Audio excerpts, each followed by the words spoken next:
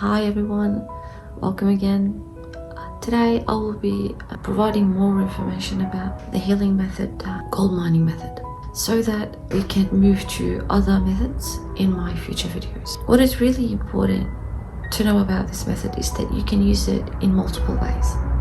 So one of the ways that I mentioned in the first video was to discover yourself. What is the dark side of you? What is the bright side of you? To understand more, to discover all your characteristics, the hidden ones and the ones that you're not taking notice of.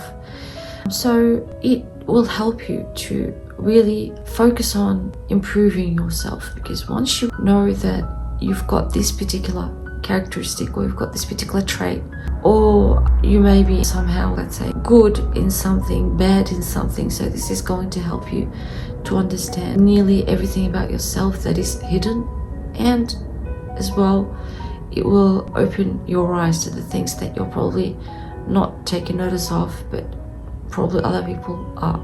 And this is just, as I have mentioned, it's just one way of using this method. This method can also be used to listen to what messages the universe might be sending to you. The tiny example that I've provided in a short video, I wasn't feeling well, and then I did the drawing that you saw, and I realized that my mind, or the universe, whatever you want to think of who might be sending me the message, was trying to say to me that you need to spend more time in nature, that you're living too much city life and it's enough of that. You need to probably smell some fresh air, you need to walk in a park, you need to go look at flowers, you need to contemplate, stuff like that. So it's good if you receive a message like this, that you listen to it.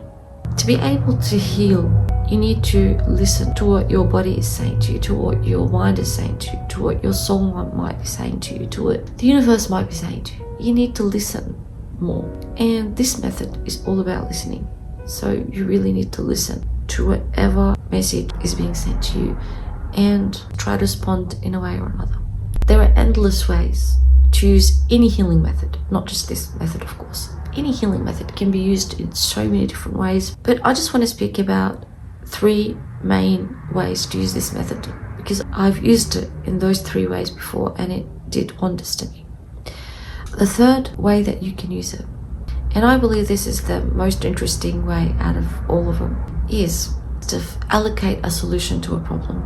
Like something that is probably causing you to lose things in life to a degree where you just feel that you're missing out on so many things because of this main issue.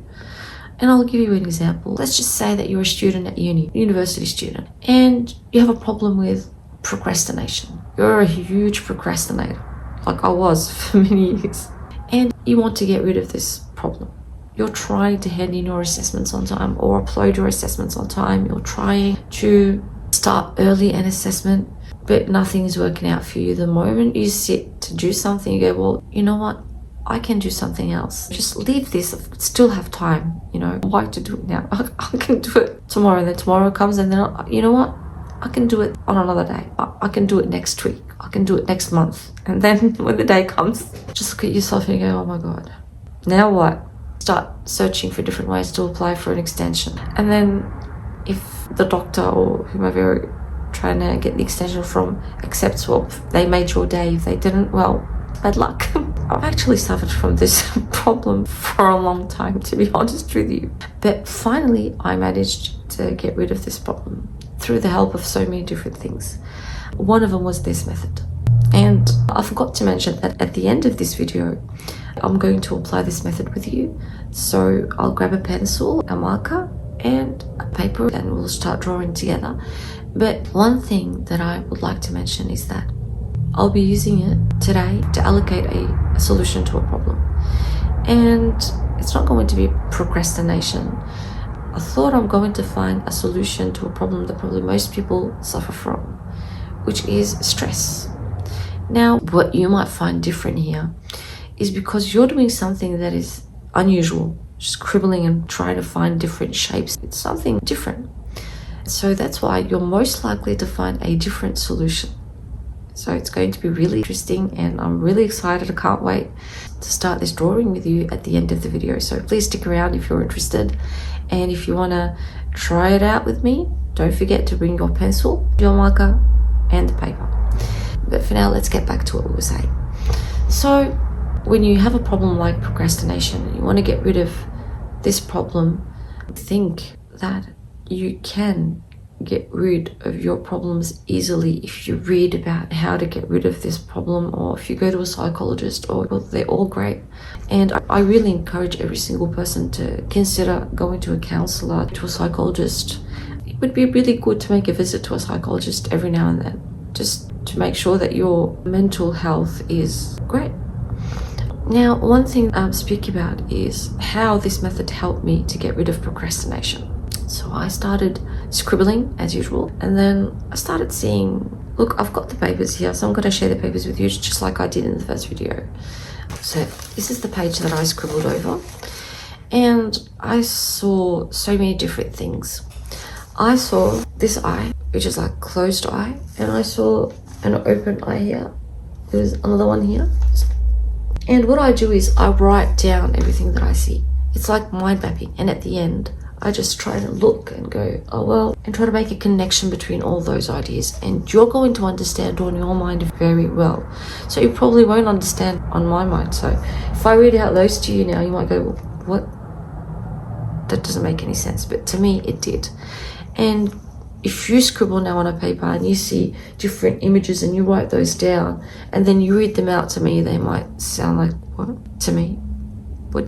That doesn't mean anything. But to you, they're going to mean a lot because you're the one who created them. So what I saw as well was a little boat here at the bottom. It's a very tiny boat. And I didn't see anything that shows that there's a particular direction for this boat. Nobody on the boat, an empty boat. So I think I saw a heart somewhere as well. And I saw a flower that looked like a lily flower. They're very symbolic, and they've been used in paintings as well in the past, and they were associated with Mother Mary. They depicted purity, so they can really mean beautiful things. You see a lily between those scribbles. So I wrote all those things down, that I saw a heart, eyes open, and that I saw a boat. So again, on the back of this paper, this is the mind mapping bit. So I tried here to make sense of what I saw. And I wrote a lily flower, and it's associated with Virgin Mary, purity. It was used to make medicines. And as well, what I wrote here is purity is important in my life, to be honest with you. Purity is something that is extremely important in my life. I always try to be as pure as possible, and I try to be surrounded by people that are pure from the inside out as much as possible, because it's just like when you drink water that's not pure, it's going to cause a lot of health problems. And when you drink water that is pure, it's going to be very good for you. Same with us. If we're pure from the inside, life is going to be great. If we're not pure, we're going to face a lot of problems. So that's why purity is important for every single human being. So I was very happy that I saw a lily. And I'm going to say that as well, what I did find here. So the heart, see things with your heart. Why? Because sometimes your eyes may be closed, or sometimes you may have one eye that's closed, one eye that's open, so you won't be able to see fully. But when you see things with your heart, it's different. Your heart has the ability to see far more than anything else that you can imagine. So your eyes are just like devices, but what really sees is your heart. I've met many blind people before that behaved in a way that showed that there's no way that these people are blind. I'll tell you this little incident. This person, he was a relative, one of my relatives. He was an old man and he was blind. He was a person who used to always just smile all the time. He used to only say a couple of words every now and then, but whenever he spoke, it was pure wisdom. So he went in the car with my dad because he wanted to show him the way to a place, a holy shrine. And then he started telling my father where to go.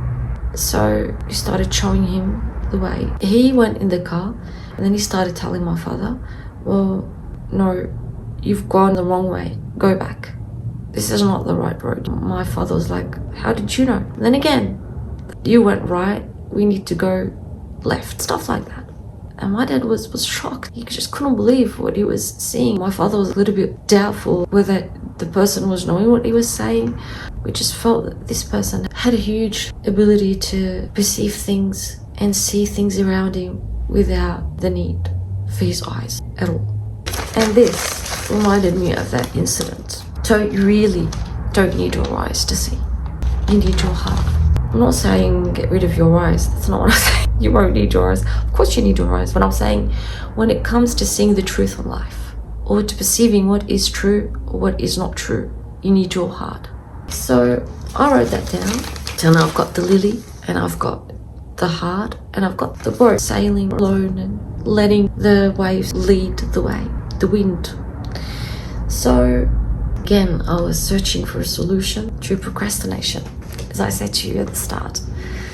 So how can purity, to see things with your heart, and a boat that is sailing without any direction provide a solution to procrastination?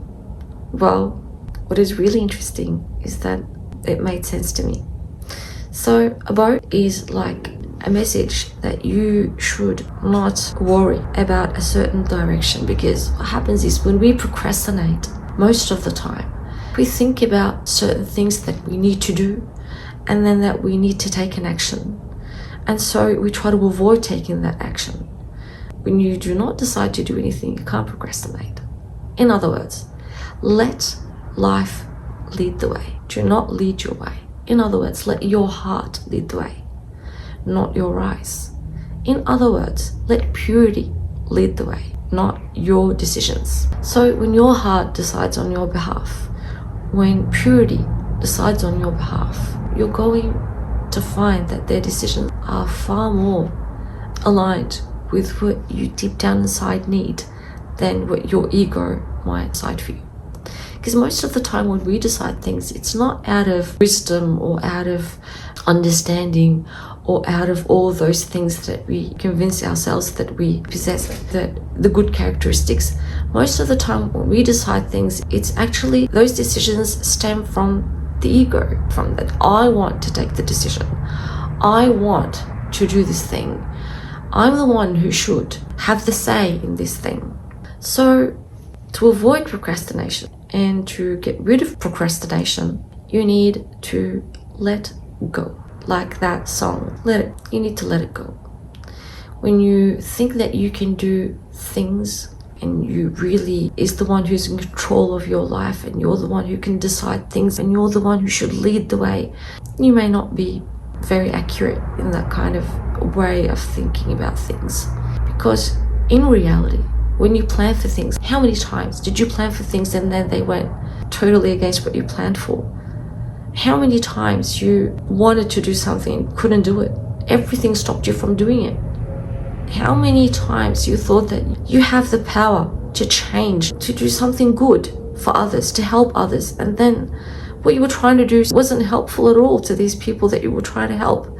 It actually damaged those people. So if you want to protect yourself from procrastination, you need to protect yourself from that mindset, which is, I'm the one who does everything. Change it to, I'm the one who accepts what the universe is leading me to, what the universe wants me to do.